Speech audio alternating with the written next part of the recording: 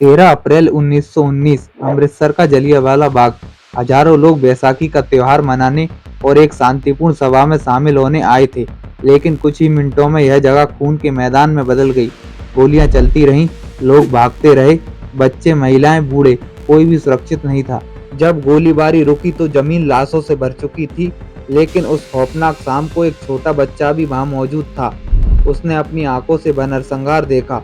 उस दिन उसने एक कसम खाई, मैं इस हत्याकांड का बदला लेकर रहूंगा। और फिर उसने अपने वादे को पूरा करने के लिए 21 साल का इंतजार किया। 21 साल बाद हजारों किलोमीटर दूर लंदन में एक गोली चली और जलियांवाला बाग हत्याकांड का बदला पूरा हो गया। यह कहानी है शहीद उधम सिंह की। आखिर कैसे उधम सिंह जी ने जलियांवाला बाग हत्याकांड का बदला लिया, चलिए जानते हैं आज के इस वीडियो में। कौन थे उधम सिंह? 26 दिसंबर 1899 को पंजाब के सुनाम गांव में एक बच्चे का जन्म हुआ। नाम था शेर सिंह। बचपन में ही उनके माता पिता का निधन हो गया था। शेर सिंह और उनके भाई को अनाथालय में रहना पड़ा। यहीं उनका नाम बदलकर शेर सिंह से उधम सिंह रखा गया।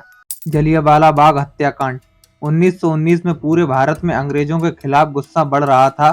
ब्रिटिश सरकार ने रोलेट एक्ट लागू किया। इस कानून के तहत किसी भी भारतीय को बिना मुकदमे के गिरफ्तार किया जा सकता था। 13 अप्रैल 1919 को करीब 10,000 लोग से ज्यादा जलियांवाला बाग पहुंच जाते हैं प्रोटेस्ट करने के लिए। अब इधर जनरल डायर को यह बात पता चल जाती है और वो जलियांवाला बाग पहुंच जाता है। अब देखिए, जलियांवाला बाग का जो स्ट्रक्चर था, वहां से एक ही एंट्री थी और एक ही एग्जिट था, और उसी पर्टिकुलर गेट पे जनरल डायर जो था वहीं पे अपनी टीम के साथ खड़ा हो जाता है और फायरिंग स्टार्ट करवा देता है। अब अंग्रेजों के डेटा के हिसाब से 400 लोगों की जान गई, लेकिन जो लोग वहां पे थे उनके हिसाब से 120 लाशें तो सिर्फ वहां पे जो कुआं था वहीं से निकाली थी।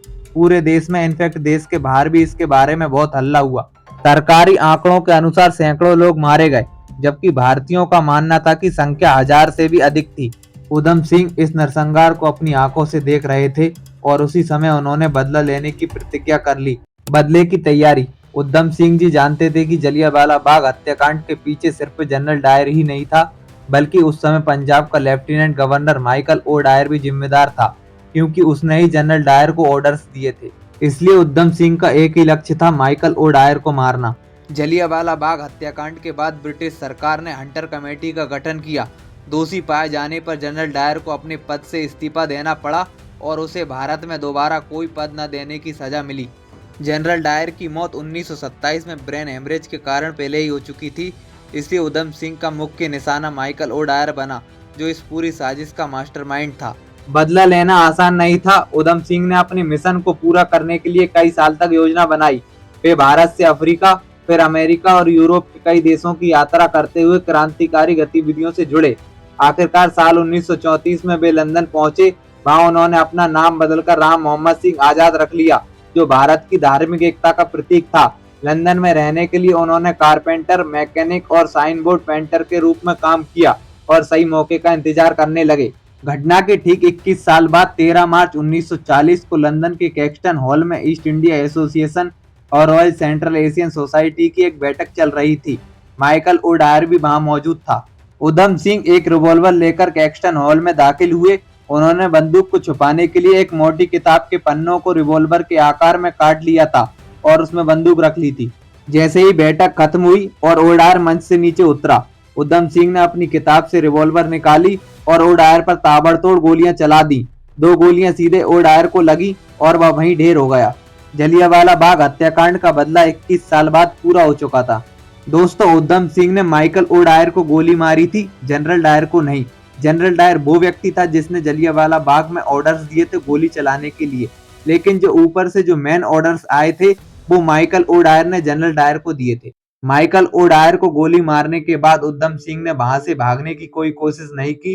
वे गर्व से वहीं खड़े रहे और खुद को ब्रिटिश पुलिस के हवाले कर दिया। वे दुनिया को बताना चाहते थे कि भारतीयों के साथ किए गए जुल्म को देश कभी भूलता नहीं है। मुकदमे के दौरान अदालत में जब उनसे पूछा गया कि उन्होंने ऐसा क्यों किया, तो उन्होंने सीना तानकर कहा, मैंने ऐसा इसलिए किया क्योंकि मुझे इससे नफरत थी, वह इसी के लायक था। वह मेरे देश के लोगों की भावना को कुचलना चाहता था, इसलिए मैंने उसे कुचल दिया। मुझे खुशी है कि मैंने अपना काम पूरा किया। मुझे मौत से डर नहीं लगता। 31 जुलाई 1940 को लंदन की पेंटनविले जेल में महान क्रांतिकारी शहीद उधम सिंह को फांसी दे दी गई। इस तरह उन्होंने जलियांवाला बाग के शहीदों का बदला लेकर इतिहास में अपना नाम अमर कर दिया। अगर आप लोगों को ये वीडियो पसंद आया, वीडियो को कर दीजिए लाइक और चैनल को कर लीजिए सब्सक्राइब। मिलते हैं अगली कहानी में।